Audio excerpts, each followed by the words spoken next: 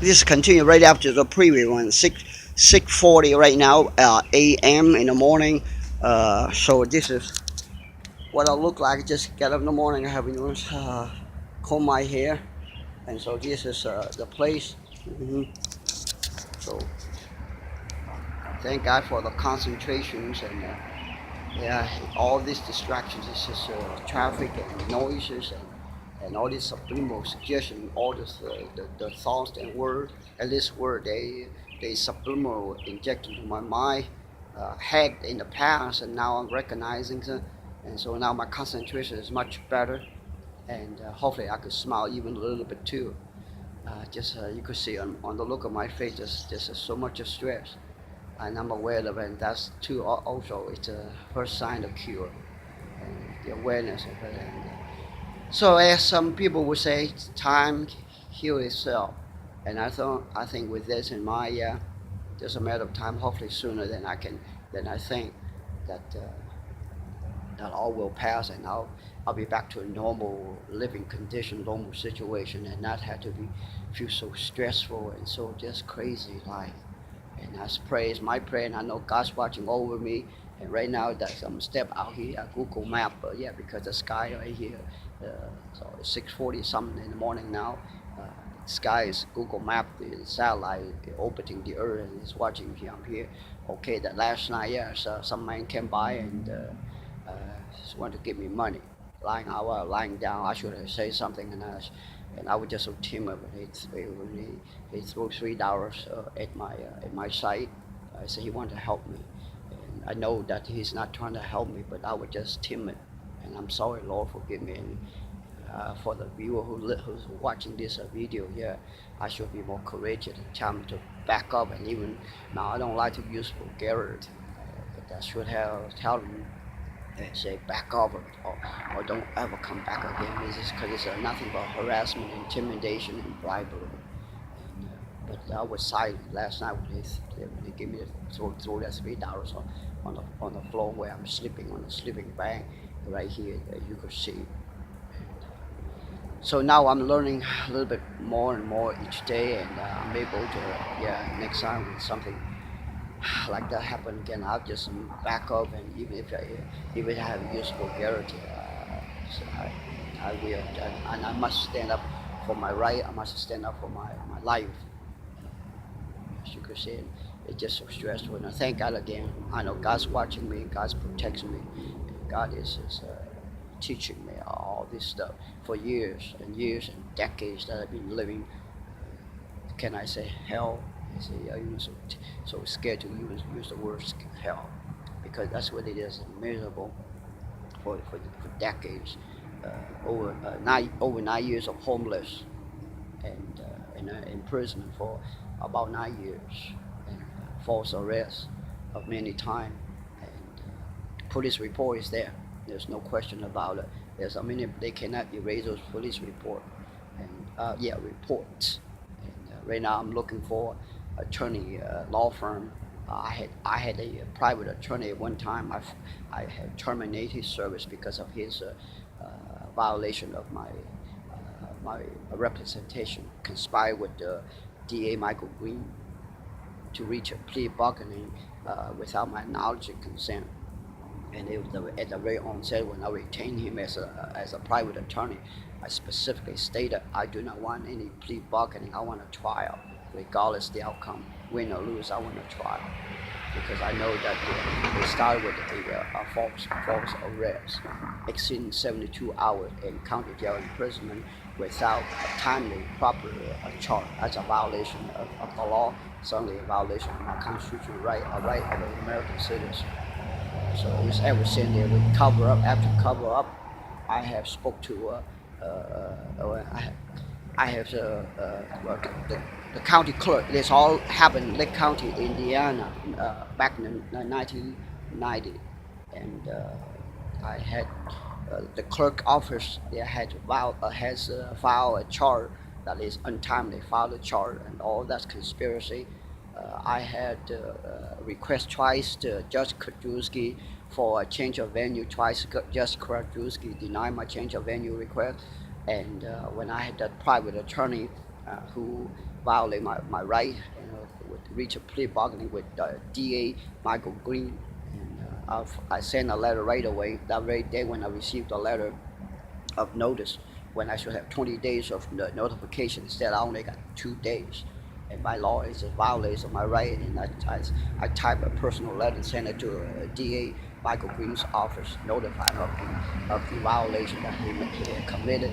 And then I went on the protest, and as well as the postal master locally in Lake County, Indiana, has also conspired on some other occasion as well, that when I request for an inquiry, postal master refused to grant my to cooperate with my inquiry.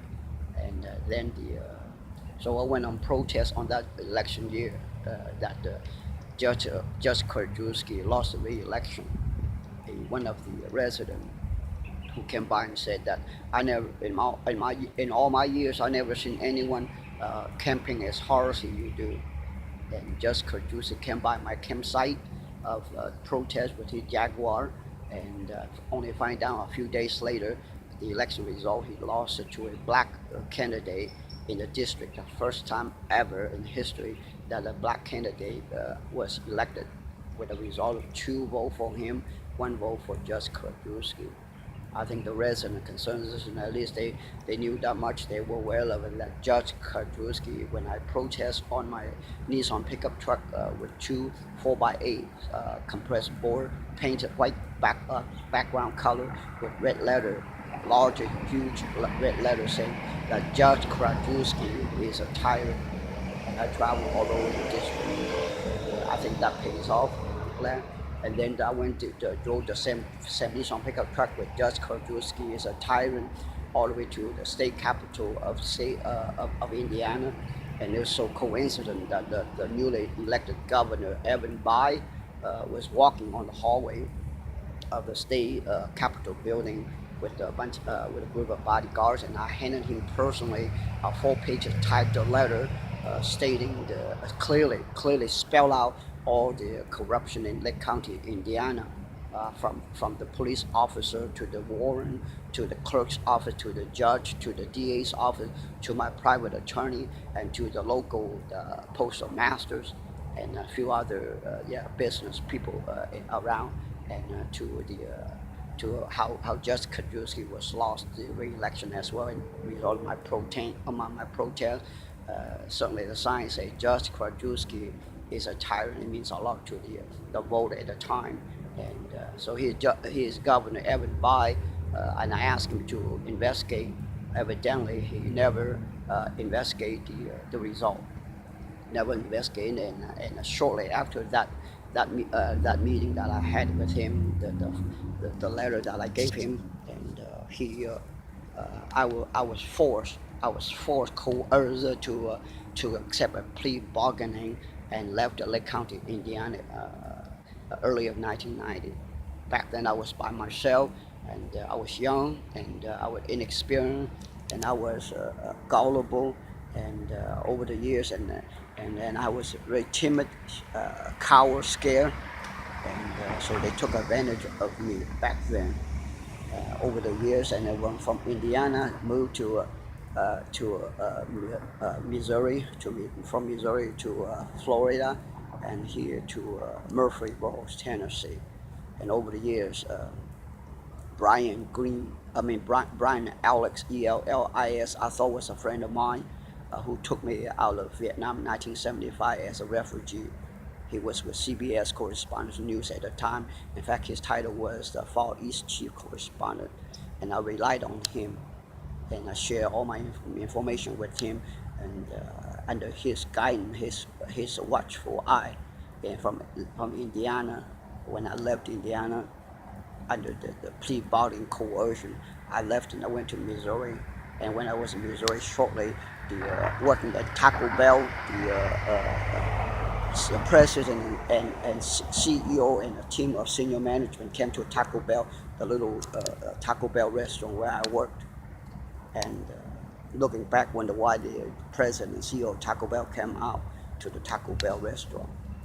And then the police harassment there, and a next door neighbor couple attempt to introduce me of a young, attractive, beautiful young girl, about 18, 19 years old or so. And the next door couple say that this young lady ran away from home and would like to have a place to stay. Could you let her stay with you? She could take care of your apartment, clean your apartment, do the cooking for you. And it was just so obvious, and I never accept the offer, and I say sorry, cannot take it under the circumstances, my situation. Certainly, the last thing I want to thinking of is a relationship, certainly not sexual relationship. And so then the situation mounted, and I called Brian Alex on the public payphone, and he suggests that Pensacola, Florida. He has a lot of friends in Pensacola, Florida, and under such advice, and I thought it was a relief and didn't know at the time. And I moved. I thought sneak out.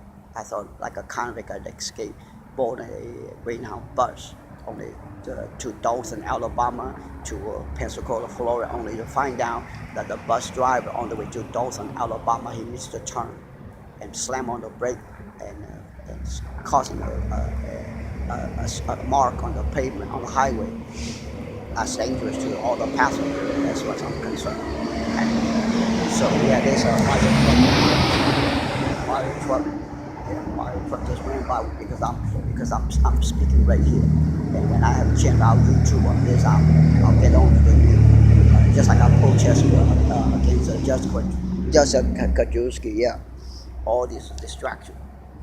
And so here's so I came down to Florida. The bus driver, the Greyhound bus driver, missed the turn on a highway. And then when get to Dothan, Alabama, made another phone call to Brian Alex, a public payphone, and he says, "Okay, don't worry, go to Pensacola." And I did in Pensacola. It was a hellhole in Pensacola. And Pensacola resolved now because of the time. I'll skip Pensacola for now, Florida, but it was a hellhole in Pensacola. False arrest several times in Pensacola. And then Pensacola. When I took the bus finally on October 11, and of course Brian Ellis, when I called him while I was in Pensacola, he said go talk to Michael Shoemaker, because he has a lot of friends in Pensacola, really there. And Michael Shoemaker, and I called, it's a Lakeview Mental Hospital, Lakeview, Pensacola, and I called them, and they suggest me that I have to pretend that I have a suicidal thought, or else they won't admit me. So I said, yes, I have a suicidal thought, and then they admit me at Lakeview, and from there they took me to Fort Walton Beach, Pensacola, and a mental retired, mental handicapped group home. And from there, situation got worse and worse, and I called them, and they didn't, and they came to visit me personally from Stamford, Connecticut, where he lived, and came to Fort Walton Beach, Florida, personally visited me, and but I didn't know all this year. And from there, October to, and there's a lot more story because it probably could take hours to video record all the detail, but I'm going to skip on to the October 11th. October 10th, the day, now there's a fire truck. In fact, that's the fire truck. As far as I'm concerned, this is a part of their subliminal suggestion and intimidation. It's not coincidence that fire truck went by, or the situation. It's in my eye, just as weird from the camera, all those distractions. That I'm glad I realized it. And but again, thank God for some medical doctor will say the recognition of symptoms is the first sign of curing. So I'm aware of that. That's how they distract me. And so here, in October 10, 2016, the one of a church in Pensacola, Dennis is his name, is one of the head security guards. Imagine we have two presidents of the United States. How can a nation function? There were several head security guards. One is David, the other is Dennis, and there's more.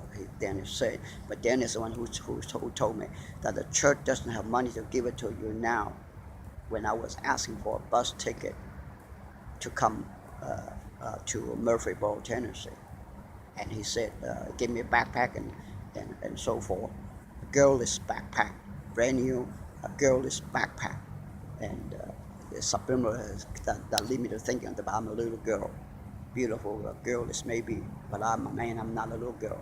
And I refuse to be so unpredictable, or to be so girlish or so whimsical, or to be so feminine. I am a man, and I refuse to think like a woman.